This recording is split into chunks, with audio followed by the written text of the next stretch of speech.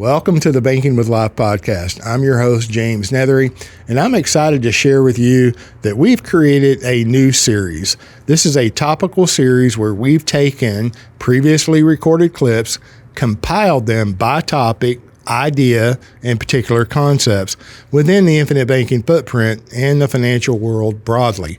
Topics will include loans, loan repayments, paid up additions riders, other riders, dividends, long-term thinking, what could go wrong, what does go wrong within the infinite banking footprint.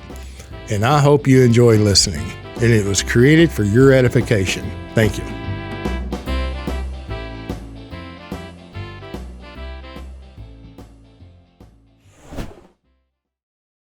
How far did you go down the rabbit hole, whenever? In the beginning, far enough to know that I needed to learn more. Mm-hmm. You know yourself, just pace yourself. You know, this isn't an overnight thing. What does he say in the book? Long range. This is not going to happen tomorrow or even 5 years from now. This is a lifelong plan that once you put it in place, you know, you're putting your family in a better position. Mm-hmm. Not just the ones you know now, but future generations. I agree. You know, and we all want, you know, like I said earlier, we're playing catch up. You know, we all want to be ahead of the game or, you know, improve all the time.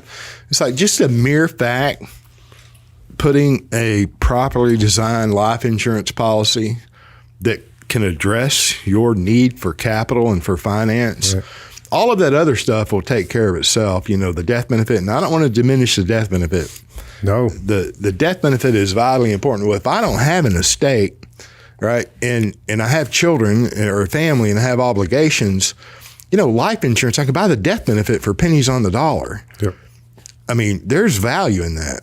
Yep. And then whenever you commit to your plan, whatever your policy, your system of policies, you know, capitalizing, i.e. paying a premium, you know, it puts some form and discipline on that. Yep. And then the mere fact that we even have to go through underwriting. Now I'm aware of my weight.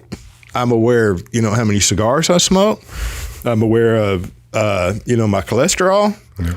You know, I'm aware of all that, which I was already aware of it. I get it, but it just now brings out a heightened awareness, and you know, and it can be beneficial or detrimental. I get it, but it puts me on a path. You know, I'm paying X number of premium dollars, and I'm going to do what it takes, what is necessary to get the capital to pay that premium, and I'm going to focus on my health so I can buy more policies in the future. I mean, what's wrong with that?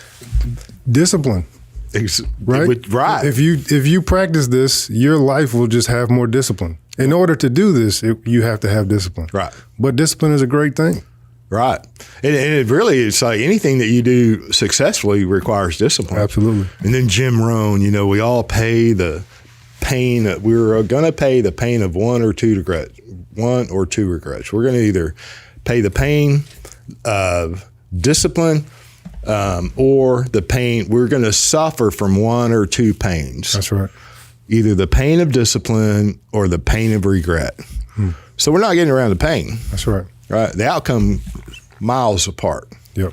And this applies to that. Absolutely. You know, I could not take care of my health, not pay attention, and, you know, become uninsurable or highly rated, which is not the end of the world.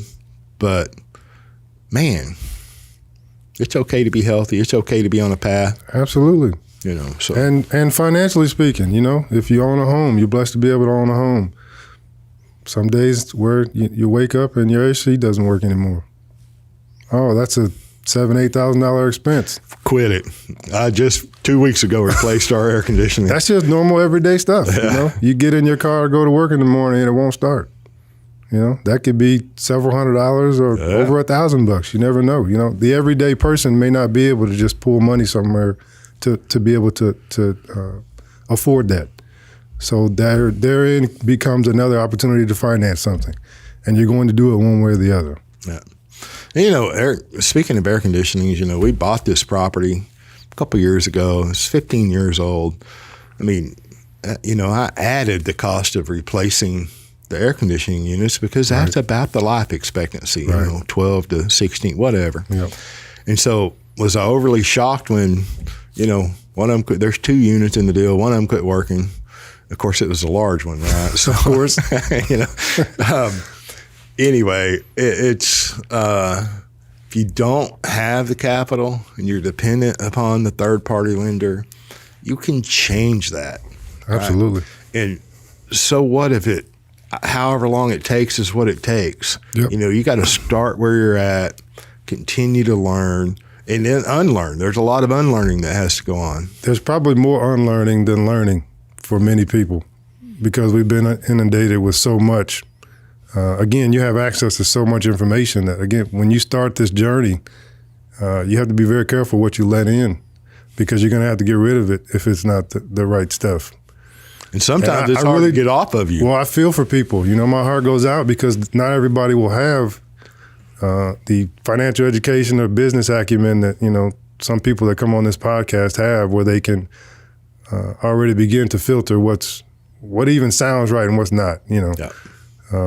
Most people are just trying to live their lives, Yeah. You have a family, you have a job, you want to take care of them, and you got to go to work. You don't really have the time to research and do all these, hence financial advisors and all that stuff, Some great ones, maybe some not so great ones, but taking your own responsibility into your hands for you and your family, it's no small task, but it's necessary, and no one's going to appreciate this for your family more than you are, right? It could be the best person ever, even with you, I trust you and we have a great relationship, but at the end of the day, it's my responsibility to take care of my family. That's between myself and God. That's right. So if I'm not doing the best I can with that, then ultimately that's on me. Yep. And your family. Look, in our practice, and I've been a life agent for like a long time.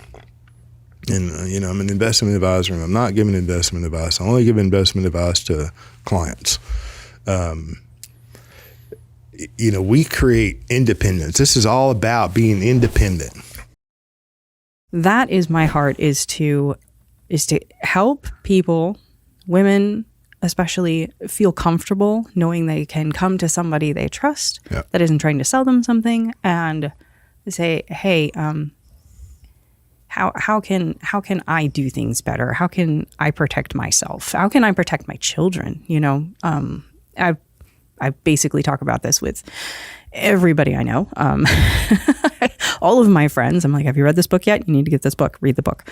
I'll tell you more, and I'll tell them enough that they go, wait, you can do what? And I'm like, yeah. And they get all excited. And then it's like, people get busy or they get discouraged or they get confused maybe, or this is the one that gets me the most. And I want to talk about that today because I think a lot of people they're trapped. A lot of people are trapped in debt. Yeah. And 2 things about debt. One, people are not educated on the fact that our monetary system, our money itself, is debt. It's a debt obligation. It's debt. Yeah. It is not really backed by anything but itself. And so it's a piece of paper that they can just inflate into infinity and beyond. I say it this way, we're all born unknowingly into a debt slave construct. Yeah. And it takes some longer than others to realize. It took me a long time to realize that. And here I know I'm not the sharpest, knife in the drawer, but I'm trying to pay attention. I'm a student of history, a student of economics, student of my profession. I'm a capitalist, I'm a salesman, but I'm also a husband, a father, a brother, a son, a cousin, an uncle. So, and I believe this profession, like your daddy was in and your grandfather was in, is a very noble profession.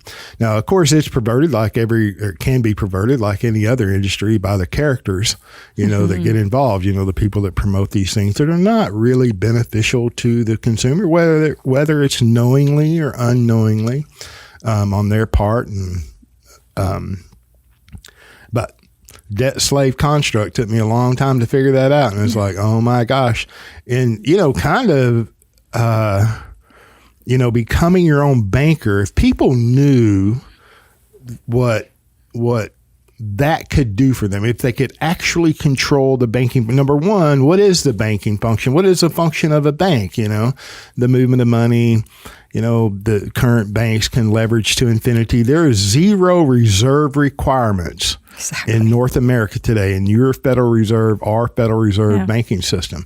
Zero requirements. It's interesting. I just had my friend on who's an actual banker the other day, so we kind of talked a little bit about that. Yeah.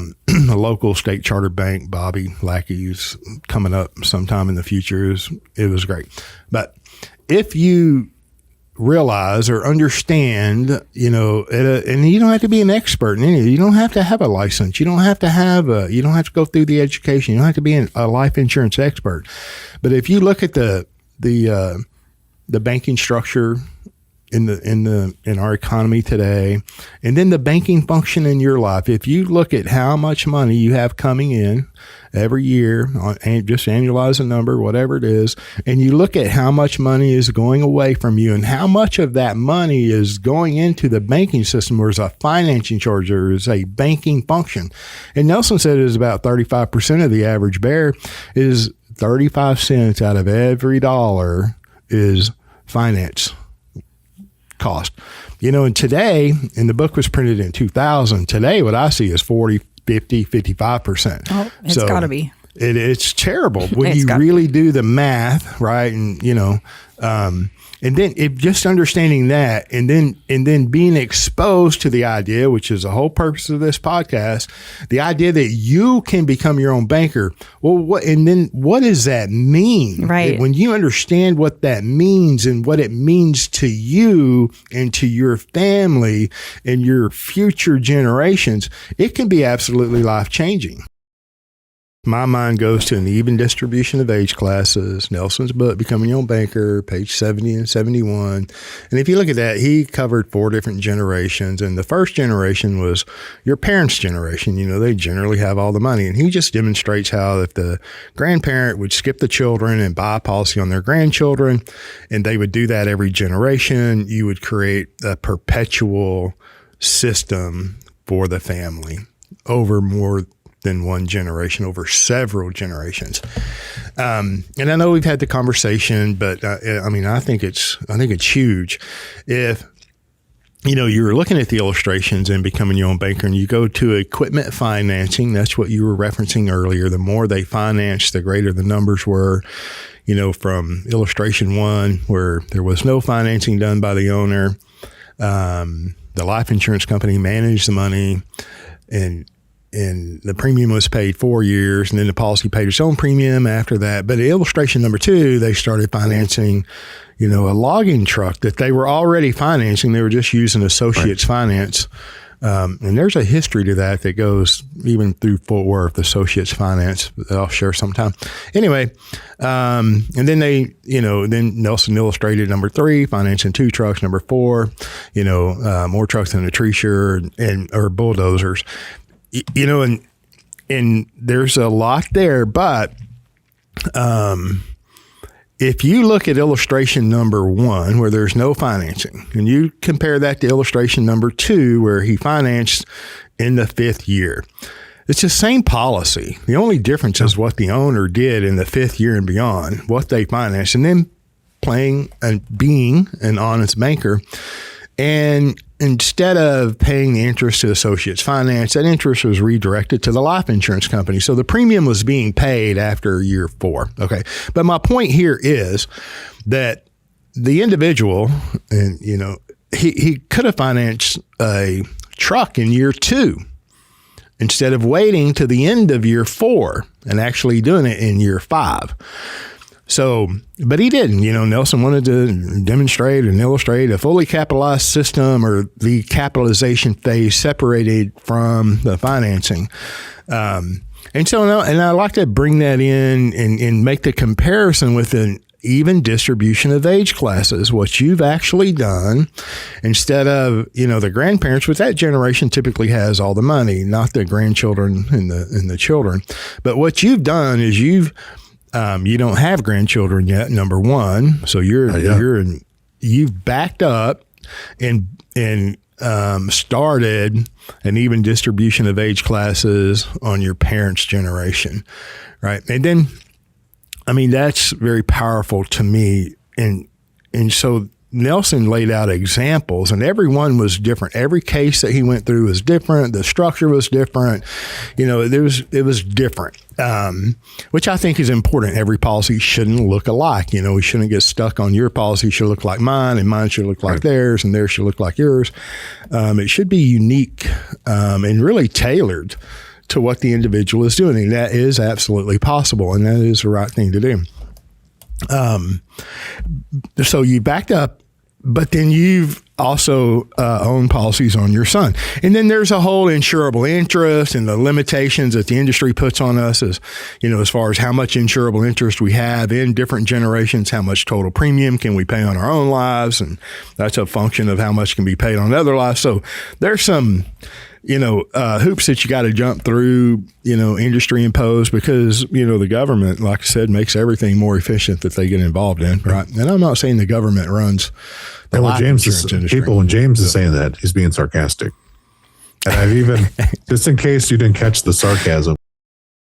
We're just normal people. And we had 4 kids. And in 2008, where we were in our lives was our first child had graduated college. We had 1 in college, 2 still in high school. And I've always been a planner. I'm always looking out 5, 10, 15 years, especially where finances are concerned.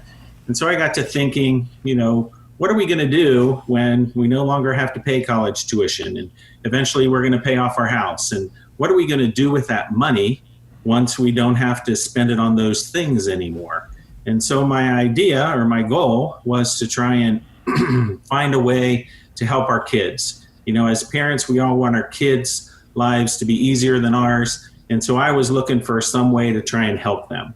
And so I got this idea that, you know, 4 kids plus my wife and I, that's 5 families. We're paying interest on mortgages, on cars, all these different things. If we could find a way to funnel that interest into ourselves, you know, into our own accounts instead of a bank's accounts, then that would be a great thing.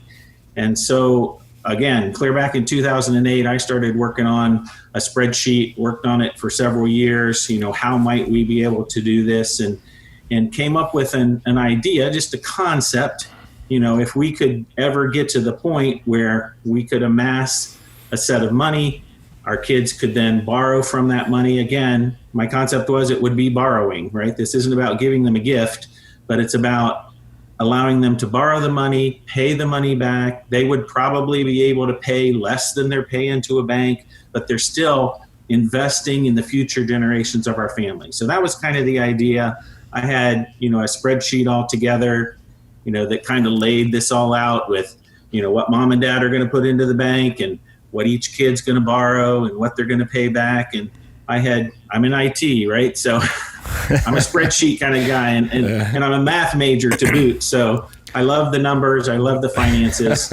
So I had that together. I was just looking for what was the right vehicle. You know, I didn't know exactly where I could do that sort of thing. At the time, I was thinking, well, maybe this thing called a trust. I've always heard of a trust. My family never had trusts, but maybe I could do that through a trust. And so I talked to some lawyer friends of mine, and the more I learned about trusts, it didn't really seem like it was what I was looking for either. And so to be honest with you, I had kind of set the idea aside. I had said, I can't find the right mechanism.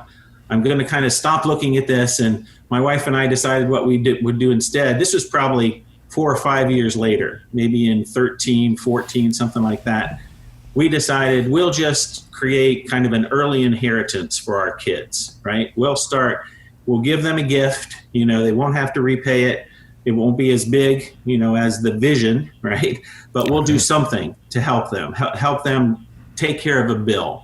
And so I was in that process. You know, we were doing these early inheritance payments to our kids. And then one night, you know, I was on the internet. I don't even remember what I was looking at, but I'm pretty sure that the first video I saw was you speaking to a bunch of, I think there were real estate investors, where you went through the whole concept and you described to me all the things I had lived. You know, we invested in IRAs and 403Bs and 401Ks right from the start. In our 20s, you know, again, math person, financial person. We started right then when we had no house, we had no car payment. So we had invested in those things, but my money had been locked up for 40 years and I couldn't use it. And you told me why. You got to explain that to me. And I thought, man, this makes all kinds of sense. And then you started talking about infinite banking, and I said, there it is. That's the thing I've been looking for. That's a way that we can set this up. We can. The other thing, I'd invested in the stock market, so I understood the ups and downs, but that I knew that wasn't where I wanted to be. It's just too volatile. But when you talked about 100-year-old insurance companies, who've been paying a dividend for 100 years, maybe it's not 15%, but it's not 1% or less than 1% that you get in a bank account either. So I thought, well, that was what I was looking for. And so the first thing I did was, can't remember. I don't think I got on your website at that point because I wasn't sure whether I could trust you yet or not. So sure. Just some guy talking on the internet, right? There you go. So I think I went to Amazon or something and bought Nelson's book. Yeah. Read through Nelson's book, and then the next thing I did was I found your series, your review. I think it's 6 different podcasts on the different chapters or the different sections of the book, and I was in, hook, line, and sinker. This was what I was looking for. So then I reached out to you and haven't looked back since. As you said, a year ago, I just had my 1-year anniversary on our first policy, but I've already started to look at not only a policy on myself, but also, of course, a policy on my wife. We're about to turn 59 and a half, so we're about to enter the golden decade, I think you call it, golden 12 years or 13 years. It's a magical. When we have access to that money, and my plan is to move it. It's been doing what it's been doing, but we're going to move it into our own bank. We're going to create opportunity for our family in the future. I've already begun to talk to my kids about this concept.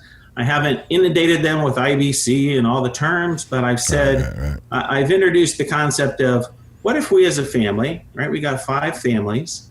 You know what a mortgage is like. They all have a mortgage now, so right. They get it, right? I can show them you're paying, 90% interest, not that 3% the bank told you.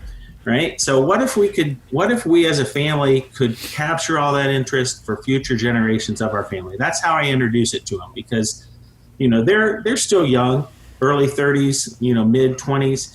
And so I don't want to overwhelm them, but I wanted to give them a concept that they could kind of latch onto, and they could see that this is not just for me or just for them, but it's for generations of our family. So I've started that process. They've all kind of understand that much of the concept, and I've ordered starter kits for all of them, and we'll be having this I already had the conversation with my oldest. He and his wife are fully on board, and so the next thing, I had reached out to you recently, the next thing I plan to do after my wife's policy and my policy is set up, as Nelson describes in his book, to do this generationally. It's the grandparents' responsibility to set these up for the grandkids. And that's what I plan to do. That's an even distribution of age classes. I believe page 70 or 71 in Nelson's first book, Becoming Your Own Banker. I wanted to come back to the idea of family banking, because if you have money in the family, if you think of the family as a whole unit, then that money can produce the growth of family members, and the whole family can contribute to the money building. And if you think about the money creating and being spent for the flourishing of the individuals and the whole family growing, you can think about, well, if I have a family banking system, if I use life insurance as a family bank and I provide loans for capital to family members who then will use that to repay loans by having a profitable venture, well, I'm responsible for developing the character and stewardship in the person that's eventually going to be taking a loan from my family bank, which I want to develop them as much as possible so that they will ask for productive, profitable loans and repay, replenishing family capital. And I can think of this whole growing banking system that I can use life insurance to do a profound job of contributing and strengthening and building the family as well. Very well said. I have seen it where parents or grandparents are purchasing, policies on the grandchildren. And then sometimes with the insurable interest and the limits of insurability, the parents have to have a certain amount. Nelson doesn't really go into great detail in becoming your own banker in those examples of, the college financing. But we have lots of clients that either grandparents and actually some parents as well, they're buying policies on themselves, the next generation, the next 2 generations, and then actually practicing family banking where the grandchildren and the children are actually repaying loans with additional interest, quote unquote, which is actually premium to their system. And if you think that through, right? So mom and dad have life insurance policies and they're financing the children's automobiles. That's just one example of the automobile, right? Every family has typically 2 cars if they're married, right? Mm-hmm. And then on average, and I know averages are averages, but we replace our cars every 4 to 5 years, right? If you have 2 cars and you drive them for 10 years, that's an awful lot of automobile financing over one single generation. But then as that happens and the children and the grandchildren are repaying the loans, right? Practicing honest banking, all that additional interest has to reside in a policy somewhere. All that quote unquote additional interest buys additional death benefit that is going to accrue to those generations who are actually financing or repaying the loans and enjoying the use of whatever is being financed. They're enjoying the automobile. They're financing it through a family bank. That family bank is ever increasing and it is going to benefit them. And just that example, I'm just carving out the death benefit. If I continue to pay additional interest above what the life insurance company is charging me, that additional interest, which is premium to the company, capital to my system, it's buying greater and greater death benefit. And so not only is the capital available right now, but then the future death benefit is going to be enhanced, which is capital. It's when you think that through, put it into practice, and then compare it to what everybody else is doing. I'm trying to find the lowest interest rate possible to go buy a overly priced pre-owned automobile, and that money that I pay and the interest that I pay financing that through somebody else is never going to return to me in any form whatsoever. And it really doesn't take very much critical thinking, which is greatly lacking, especially in our education system, to just think this through mentally and then verify it with numbers and education and circling or being surrounded by people that think like you do, right? That practice this concept for themselves. It just doesn't take, I don't understand. It just doesn't take a lot to clearly see that, man, this is worth implementing.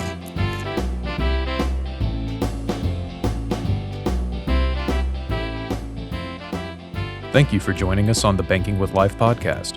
If you're watching on YouTube, make sure to like and subscribe and click on that little notification bell. Otherwise, join us on Apple Podcasts and Stitcher for weekly content.